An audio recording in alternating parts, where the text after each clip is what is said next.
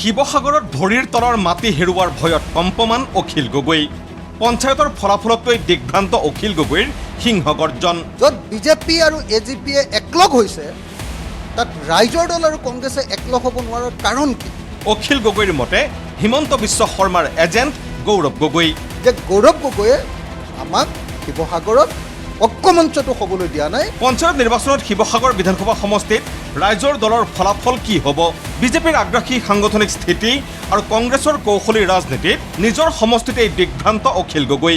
2024 ফাইনেলৰ পূৰ্বে শিৱসাগৰ বিধানসভা সমষ্টিত এচিড টেষ্টৰ সন্মুখীন হোৱা ৰাইজৰ দলৰ সভাপতি অখিল গগৈৰ টাৰ্গেট এতিয়া কংগ্ৰেছ আৰু গৌৰৱ গগৈ। ডক্টৰ হিমন্ত বিশ্ব শৰ্মাই প্ৰতিটো ৰাজনৈতিক দলত কম বেছি পৰিমাণে ইনভেষ্ট কৰি যেনেদৰে এগৰাকী বিশ্বস্ত ব্যক্তি ৰাখে, ঠিক সেই নীতি লোৱাৰ চেষ্টা কৰিছে অখিল গগৈয়ে। সিদিনালৈকে বিৰোধী এক হ'ব নোৱাৰাৰ বাবে ভূপেন বৰাক গালি পৰা অখিল গগৈয়ে কংগ্ৰেছত খটোৱা ইনভেষ্টমেণ্টৰ পৰা অৱগত হ'ল যে বিৰোধী এক হ'বলৈ নিদিয়া মানুহটো গৌৰৱ গগৈ। শিৱসাগৰ বিধানসভা সমষ্টিত ৰাইজৰ দল আৰু কংগ্ৰেছক এক হ'ব নিদিয়া মানুহ গৌৰৱ গগৈ। য'ত বিজেপি আৰু এজিপিয়ে একলগ হৈছে তাত ৰাইজৰ দল আৰু কংগ্ৰেছে একলগ হ'ব নোৱাৰাৰ কাৰণ কি? য'ত মই গৌৰৱ গগৈক নিজে চিঠি দিছোঁ আৰু গৌৰৱ গগৈ নিজে কৈছে যে মই আমাৰ হেৰিবিলাকৰ লগত কলিগবিলাকৰ লগত কথা পাতি আপোনাক গোটেই কথাটো জনাই আছোঁ, মোলৈ মেছেজ কৰিছে হোৱাটছআপত। তাৰপিছত যেতিয়া মই দুবাৰকৈ তেখেতক ফোন কৰিছোঁ, তেওঁ মোৰ ফোনটো গৌৰৱে মোৰ ফোনটো ধৰা নাই। তাৰমানে তাৰ অৰ্থটো এইটো খাটাং। কংগ্ৰেছৰ সূত্ৰৰ পৰাও গম পাইছোঁ আৰু তেওঁৰ আচৰণৰ পৰাও গম পাইছোঁ যে গৌৰৱ গগৈয়ে আমাক শিৱসাগৰত ঐক্যমঞ্চটো হ'বলৈ দিয়া নাই। অখিলে কংগ্ৰেছত খটোৱা ইনভেষ্টমেণ্টৰ জৰিয়তে অহা খবৰৰ পৰা আৰু গম পাইছে ভূপেন অখিলৰ সম্পৰ্ক বেয়া কৰি বিজেপিক জয়ৰ পথ মুকলি কৰিছে গৌৰৱ গগৈয়ে। কংগ্ৰেছৰ পক্ষৰ পৰাই মোক কৈ আছে, কংগ্ৰেছৰ পক্ষৰ পৰাই মোক কৈ আছে যে গৌৰৱ গগৈ যিজনক আপুনি জিকাবৰ কাৰণে গোটেই দিন ৰাতিয়ে খাটিলে, ৰাইজৰ দলৰ মানুহে ইমান কষ্ট কৰিলে, তাৰ পাছত গৌৰৱ গগৈয়ে এতিয়া ভূপেন বৰাৰ লগত মোৰ সম্পৰ্ক ভাল হয় বুলি মঞ্জিৰ গগৈ আৰু সুব্ৰমণ্য গগৈৰ জৰিয়তে ইয়াতে এলায়েন্স হ'ব নালাগে বুলি বিজেপিক জিকিবলৈ সুবিধা কৰি দিয়াটো আচলতে কিমান যুক্তিসংগত? আদৰ্শগত ৰাজনীতিৰ পৰা কোনো কালেই আঁতৰি নহা আৰু বিজেপিৰ বিৰুদ্ধে যুঁজিবলৈকে ৰাজনীতি কৰা অখিলৰ আটাইতকৈ ডাঙৰ ৰাজনৈতিক বিস্ফোৰণটো হ'ল গৌৰৱ গগৈ আৰু হিমন্ত বিশ্ব শৰ্মা এক হৈছে।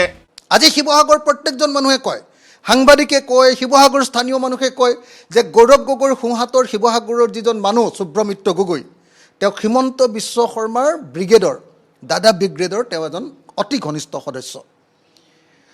একেটা সময়তে গৌৰৱ গগৈৰো আটাইতকৈ ঘনিষ্ঠ মানুহজন সুব্ৰমণ্য গগৈ, একেটা সময়তে হিমন্ত বিশ্ব শৰ্মাৰো আটাইতকৈ ঘনিষ্ঠ মানুহ সুব্ৰমণ্য গগৈ। এইটো আপুনি নিজে কল্পনা কৰক, কোনোবা এটা ঠাইত একলগ ক'ত হৈ গৈছে তেওঁলোকে চাওক।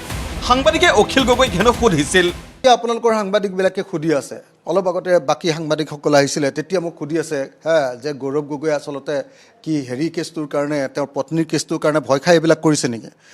মইতো নাজানো এইটো কি কৰিছে, কিন্তু এটা কথা মই কনফাৰ্ম হৈছোঁ, কংগ্ৰেছৰ সূত্ৰৰ পৰা কনফাৰ্ম হৈছোঁ যে ভূপেন বৰাৰ লগত ৰাইজৰ দলৰ সভাপতি অখিল গগৈ ঘনিষ্ঠতা বৃদ্ধি পায় বুলি গৌৰৱ গগৈয়ে শিৱসাগৰত ৰাইজৰ দলৰ লগত কংগ্ৰেছৰ সম্পৰ্ক হ'বৰ কাৰণে অনুমতি প্ৰদান কৰা নাই।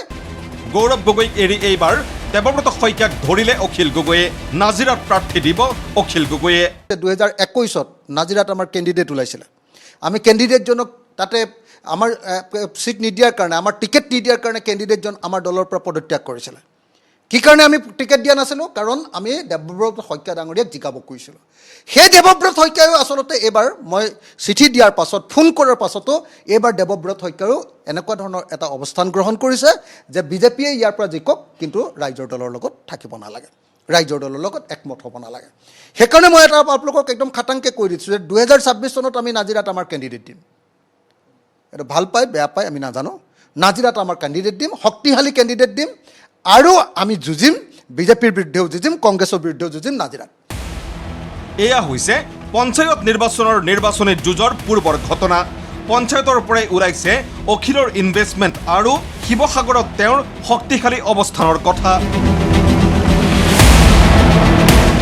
শিৱসাগৰৰ পৰা ভিডিঅ' জাৰ্নেলিষ্ট শশাংক গগৈৰ সৈতে কৌস্তবনী কাকতিৰ ৰিপৰ্ট, MD24।